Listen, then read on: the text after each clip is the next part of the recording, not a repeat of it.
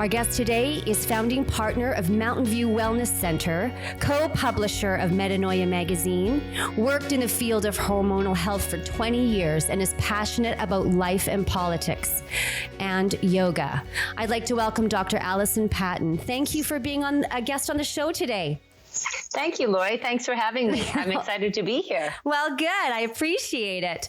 I would like to discuss with you adrenal fatigue. It's something that, I have had experience with, and it really was a difficult time. And I realized a whole bunch of things as I was discovering it and learning about it and trying to change my life.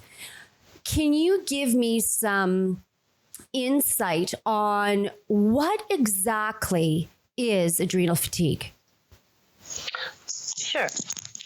Well, in terms of adrenal fatigue, oftentimes when someone comes into my office and may themselves suspect it or may have no idea, but may be describing a certain symptom pattern, then I might be led to think it's adrenal fatigue. And so usually what they start off with is, I am tired. or is it, I can't even see straight?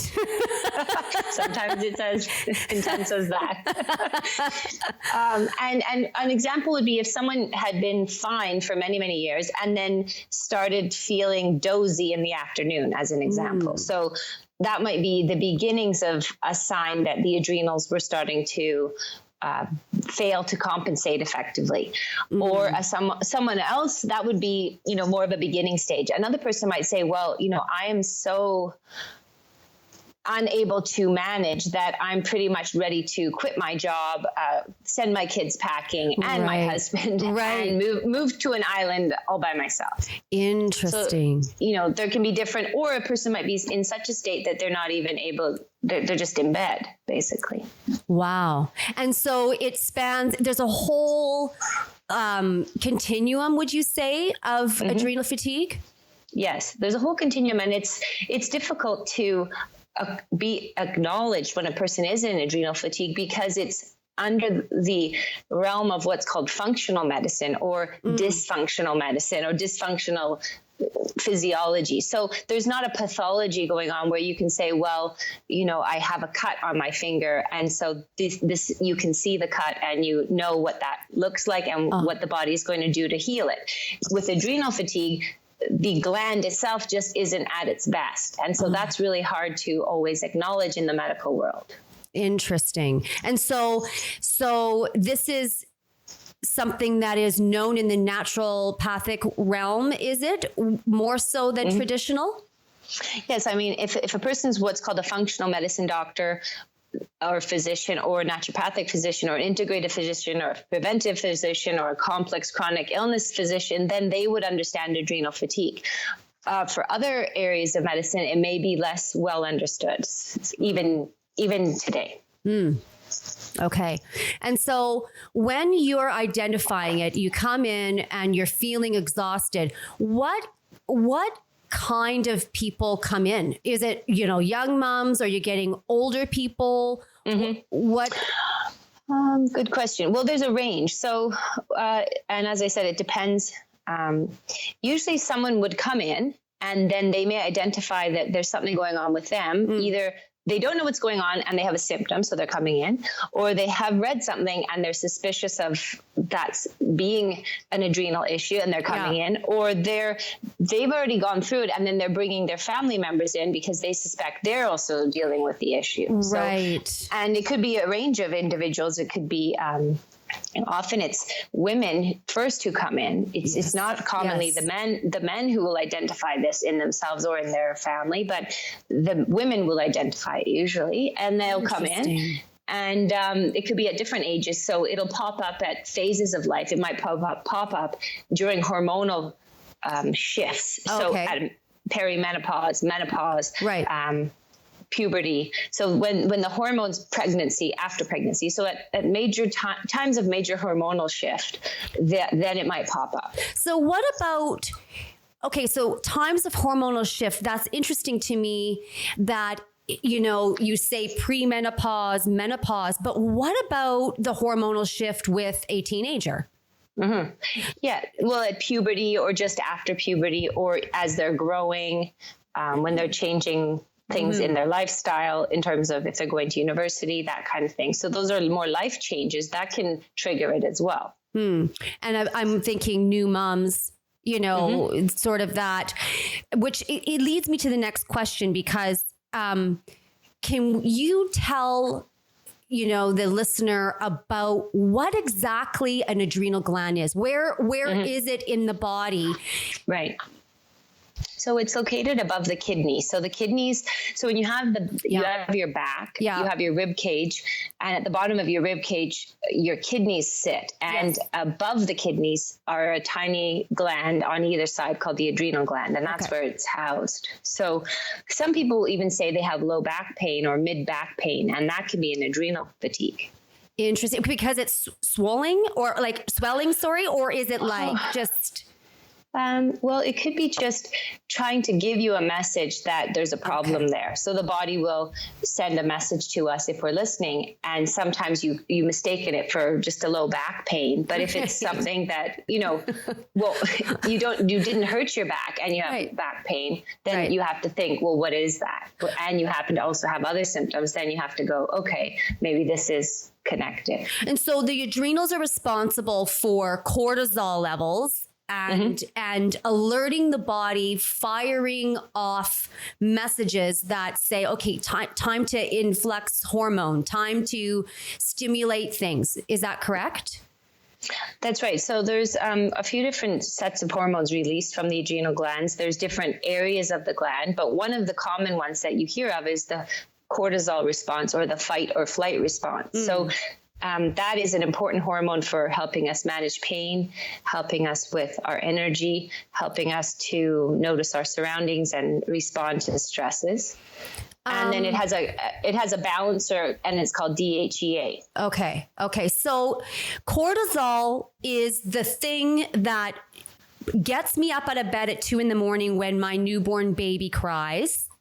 Is that kind of, because the connection I'm making is more to say that the cortisol is responsible for firing. So if it's firing and you are in a stress situation, or there's a transition that requires, change, then that is going to affect different aspects of your hormone, different aspects of how you connect to the world around you. So when you're a new mom or you're in university, maybe new mom is getting up all the time, every 2.5 hours. A university student's getting up early, working around the clock, trying to juggle school, the stress, and hold down a job to make the money.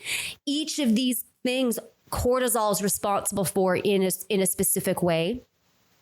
In some ways, yes, cortisol is responsible, interplaying with a lot of the other hormones, and but it's one of the critical ones in terms of that response. Adrenaline is linked into it too. Okay. And noradrenaline, so those are parts of the adrenal glands. But the cortisol is more the hormone that allows us to respond.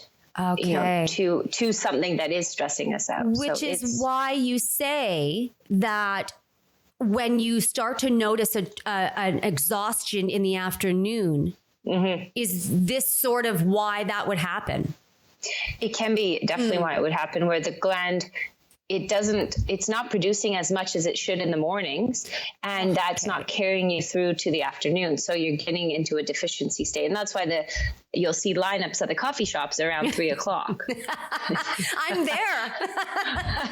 Exactly. That's why we all might want a little snack at 3, or people will find themselves that they say, oh, I went to the vending machine or whatever it is they have, or the little drawer in their office with all the treats, chocolate bars, like the sweets, and because it's very interesting. In my own experience, I noticed, okay, so at 2 p.m, I'm reaching for something that's super sugary, and it's a habitual thing. I can't train myself to grab something other than a sugary snack. Almost. Right. It's very hard. And that's always perplexed me. Why can't I get a hold of that? You know, I've been able to do it because I've been on some supplements and I'm managing. But I think one of the things for me was the connection. I started taking a supplement called, I believe it's called neuro replacement. And that, for whatever the reason, reduced a craving that I had. I have no idea why. Do you, does that sound right to you? Yes. Well, the thing is with cortisol and adrenals, when those are affected, then it eventually depletes serotonin. And when when you're depleted in serotonin, you crave sugar more. Oh, and so the reptilian brain takes action, and you're trying to, the body is trying to resolve an imbalance. So it does what it needs to do. And sugar is a temporary solution to its problem. It would prefer a longer term solution, but it didn't have one at the time. So it went for the sugar. Then when you replace the serotonin, then the body said, oh, okay, well, I don't have that need now. The imbalance is gone. I don't need the sugar as a solution. I have another solution. Well, and that would explain why some people have weight gain with adrenal fatigue, right? Because if you're eating and you're eating to sort of tame the beast, as it were, because it really is, it swallows you up. You're not wanting to eat healthy in the morning. You're not wanting to eat healthy even at lunch or in the afternoon. And maybe after you get a second wind, you know, at 4:00, okay, now you're ready to eat a salad. But generally speaking, I think people that have adrenal fatigue or have experienced it in the past understand that it is such a huge push and pull of trying to function. And really what you're trying to do is cope. But the sugar isn't the coping mechanism. So the serotonin plays in by balancing that in your brain. Now, how is that connected? Is it because you're not sleeping? What is the reason for that? Well, there's something called the hypothalamus pituitary adrenal axis. And so there's different axes in our body that there's connections from our brain down to our body. And so it goes one way and it goes the other way. And if the brain is feeding down to the adrenals and that's functioning and it's feeding back, then everything's fine. If it's not, then you get depletions. And how our brain messages itself is through chemicals, neurochemicals. And one of those is serotonin. It's one of our dominant ones. Okay. Very, I mean, I noticed it. I have to say, I don't know how many years. Okay. So how many years would you say I had adrenal fatigue for? I think in 2006. Okay, so for some reason 2004 came to mind, but I could be 2004. Yeah, I think it is 2004. Okay, so for those of you who I haven't mentioned this, I have been treated by Dr. Patton because in 2004 I had adrenal fatigue, and that was just after my third born child, and I had another child in 2009. So I finally went to her May 31st of 2017. And I'm only laughing because when I dragged my sorry carcass into your office, I was a mess. Right. I can't disagree. I remember you looking at me going, like, you were so professional. You looked at me and said, Lori, you really need to do this. I'm not trying to direct you, but I really need you to listen to me. I really appreciate it. But, you know, I was at the point where, and I think the message is sometimes we believe coping is what we need to do. Right. Right? Just get yourself together. You're a new mother. You've just had 3 children. So like pull yourself together, you know? Now, what's the big deal, Lori? It's a big deal. It's, you know, getting up in the middle of the night is normal, and you should feel tired at 2:00 in the afternoon, and, you know, so on and so forth. And it's just, you know, the reason I never slept for 15 years, well, that's it. Right. And so then that must have depleted my system, because I could barely see straight in May. Like the brain fog that I had was so significant and so frightening to me. I needed a change. You saw that in my eyes, where I looked at you, and I brought Ireland, my oldest daughter, in as like a person to remember everything, because the brain fog, oh man, as I talk about it, it scares me. No, like as a supporter. And yes, that's true. That's important. Well, and so let's talk about the first few days of what we did together, and how you supported me, and I allowed you to support me. I think that is the key. And in your doctor role, it's hard to look at somebody and say, like, what do you need to do to hear what I'm saying? No, I mean, that's a good point. It's a great point. No, I mean, I think it's just that each of us is on a journey. So, and we meet up at certain times and work together, and sometimes the time's not right for one party or the other. Yeah. And in the case of a relationship like at a wellness center, what I've had to teach myself, coach myself, is that, okay, if someone comes to see me and is looking for a solution, but but either my solution I propose, or the way I propose it, or the timing of it isn't quite right, then it may not go forward. And that isn't really great for me, because I feel terrible. Oh, shoot. But what I had to get through that and say, well, that's okay. It's all okay, because either they will seek it elsewhere and get the solution they need, or the time will be right eventually. Right. and I can make it happen. And in my case, and I believe there's many, many people that are resonating with what I'm saying, because, there are so many that just say, I have to cope. The people that I admire, the mentors in my life, my family members, the people that support me, my support network, they're all saying, what's wrong with you? You're a mother, get going. Right. Right. And so I think we are almost conditioned, in a sense, to respond and to cope, rather than to hear the body, to listen to the message. Oh, I am absolutely exhausted. I cannot see straight. And brain fog is the biggest one. And of course, I'm craving everything. Yeah. That the body is messaging. That's true. I think that is very, very important. So what are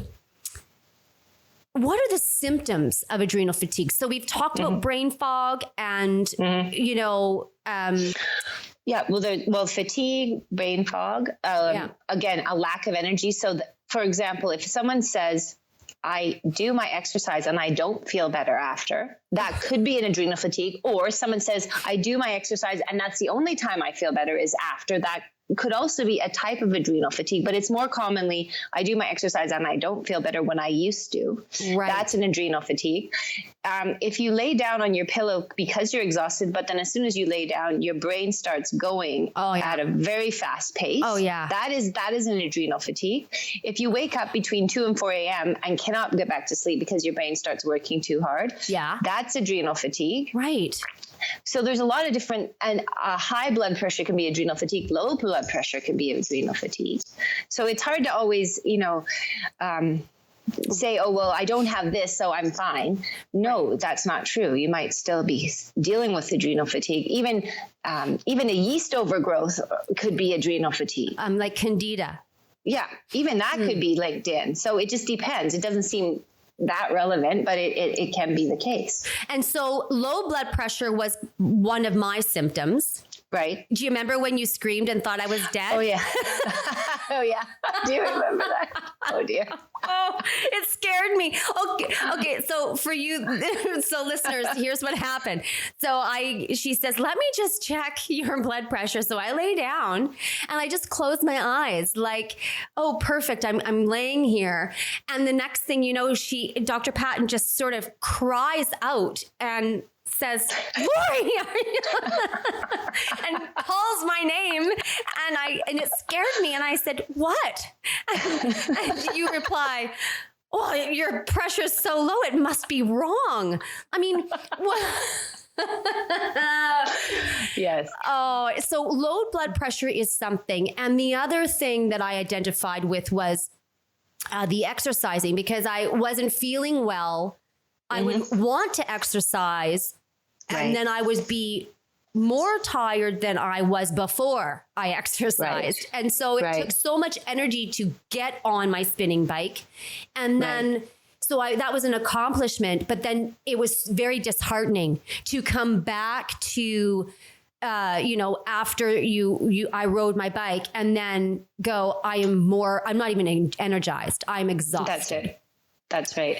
And sometimes you even have to stop your exercising during adrenal fatigue to heal the gland, and then you can go back to it. Well, and I did that. I did that. I think it was September I started exercising again. Right. Because I understood something. And that's another component where adrenal fatigue, if it's coming because we're ignoring something. Yes. It's coming because something isn't being taken care of. And all of those drivers that you believe are going to make you better actually sometimes don't contribute in the way you think they will, like exercise. And you had said to me, look, light bar or yoga or something like that. I couldn't even do that. I was so tired, and the other thing we need to talk about is the rest that you asked me to do every day. Yeah. Right. So 1 hour is it always 1 hour? Not always. I mean, in some cases, a person could get away with, 30 minutes, or they might need 2 hours. So it just depends on the personality, the person, the state they're in, and what's possible. And in your case, for example, you probably weren't really resting very often. And so at least 1 hour was important, even if you weren't actually sleeping, just laying there. Right. And I wasn't. Is important. I wasn't resting very well because, like you said, I would lay down and my brain would turn on, and I'd be so frustrated, going, "I need to rest," and I can't even do that. Right. It was like this weird cycle that was really frightening. Yeah. Right. Fair enough. Now, it is frightening. Now, can stress, even illness bring on adrenal fatigue or certain kinds of stress? Sure. So again, there's been lots of studies about stress, and people say, for a while, people would say, I'd always hear this, well, I need to reduce stress in my life, remove stress. And so that is at some level true, but at some level not true. So for an example, and I've mentioned this to you before, but I'll mention it in this setting. Yes, please. If you list everything in your life that you value on one side of a line, and on the other side of a line, list everything that stresses you, there may be very many commonalities to your list. So, for example, you may value family, but you also may be stressed out by your family or feel stressed with your family. No, nobody is. And so, whatever are you saying? Exactly. I picked a good one, right? Yeah, you did. So then you might say to yourself, okay, my doctor said I need to reduce stress. So then I say, okay, well, then I need to reduce, contact with my family, for example. Well, but then you're also going to reduce value if that's something you really value. So it may not be about reducing stress per se, removing all the things that you actually value, because that'll make you sad eventually. It may be the case of saying, okay, I may be placing either too many things on my to-do list, or I may have had too many life stressors hit me at the same time that are really depleting me, or I may have an illness that hit me, or a surgery or something, some issue that occurs that has tipped me into this state. So how do I tip myself back out of it? And then maybe work on a few of the aspects that I can accept that aren't going to remove value from my life, but will de-stress me. So it's just finding out what you can do about it. Very, very good. Very good. And so what is the first treatment? What's the first thing that you would do? Right. So if a person was in a more extreme state, I would almost always go for IVs first, like an intravenous treatment, like a drip. A vitamin infusion. The reason being is that they've kind of not gone past the point of just using a supplement, but in a way the person needs a response reasonably quickly, even though an IV might not respond for a month, but that's, in my opinion, reasonably quickly in this case. And so a person needs to feel like their brain is clearing, that they're getting some type of a cellular response. Now, they might not totally notice it, but their cells are noticing it. Okay. And so that's almost always what I'll do in not extreme, but in a more an adrenal fatigue that's been going on for more than a year, for example. Like since 2004. Yeah. So like in your case, that would be a perfect example. Perfect example. I would say we need an IV or 2 or 3 or 4. Right. And there's many reasons for that. One is, like, some of them are physiological, because the body just will get that nutrient that it needs right away, because it needs to rebuild. But also because if you can feel a little bit better then quickly enough, then it allows you to go, okay, well, maybe there's something to this condition, and maybe I will do more to help myself. And if I did a supplement first, or a herbal-based treatment first, not always will it be strong enough for the person. So then it might not give them the hope to continue. And so it depends on the case, right? But if it's something where the person, they've come in and they want to test themselves for adrenal fatigue, but I can tell that I already kind of can tell what they need. I'll still give them the medicine right away, because if by the time they get back and we prove the adrenal fatigue, they may already be feeling 30% better, then we're in a really good position to solve it and get to the solution in a way more efficiently than had we not done that. So because you almost, if you have adrenal fatigue and you do something about it, you almost always will feel better, unless you have a huge other health issue going on, like a Lyme disease, or, some other major fibromyalgia or chronic fatigue or whatever it is. Okay. Then that's going to cloud the recovery to some degree. Now, is it adrenal fatigue? Does it happen first in most cases, and then a chronic illness occurs after that? Like, is there a way or an algorithm to it in a sense? Yeah. In a way, yes. So not always, but oftentimes the adrenals, just like they deplete serotonin, will deplete the immune system. So it goes adrenals first, then immune system. And that's why if you treat adrenals, you can't go wrong, because you're helping so many other issues. You're preventing so many other issues. So it's a key gland, in my opinion. Now, so that is great. I mean, I like what you just said, because that really helps someone understand where they should start. So yes, the next thing. So where does a blood test come in? So you're saying, okay, the very first thing you need to do is get yourself a vitamin boost. Now, what happens if someone says, I don't want you to do anything until you give me the blood test? That's fine. That's not an issue. And can you see adrenal fatigue in the blood test? No, you cannot. Not as easily. Oops. No, but you can see versions of it in a blood test. But the gold standard for adrenals was in the past saliva. But now new technology is allowing dried urine as another way to test. Dried urine? Urine. Like yes, pee. Dried urine. Yeah, dried pee. So you pee on a stick.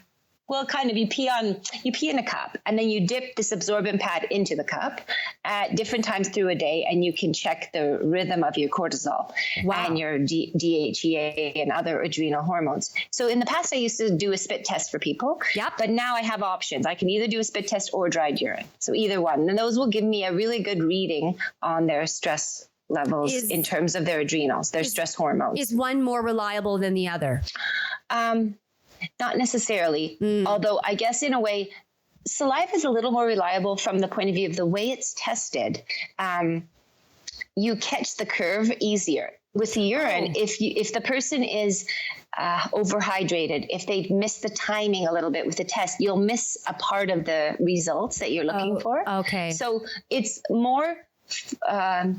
the saliva is more foolproof, or, harder to make it throw off the readings. Let's put it this way, by user error or whatever you want to call it. And do you need to fast for the saliva? No, you don't. Okay. No, you just, and for adrenal, just for the pure adrenal test for saliva, you can just do it any day you want. If you're trying to include other hormones, then you may want to pick a certain time of the month to do it based on whatever, usually it's about a week before your period kind of thing. Okay. So that depends on the case again, male versus female, time of life, etc. Interesting. All right. So I think this has been very, very helpful. And I can't wait to talk to you about, what kinds of supplements and how we can support the body. I think this is, the takeaways from this for me are stress, understanding the power of stress in your life and writing things down, taking a look at, what you're doing and how you're doing it. And also identifying, okay, am I coping? Am I not coping? And if you're in those positions where you're not coping and you have some of the symptoms we mentioned, then it is a strong urge to go and see someone like yourself. Right.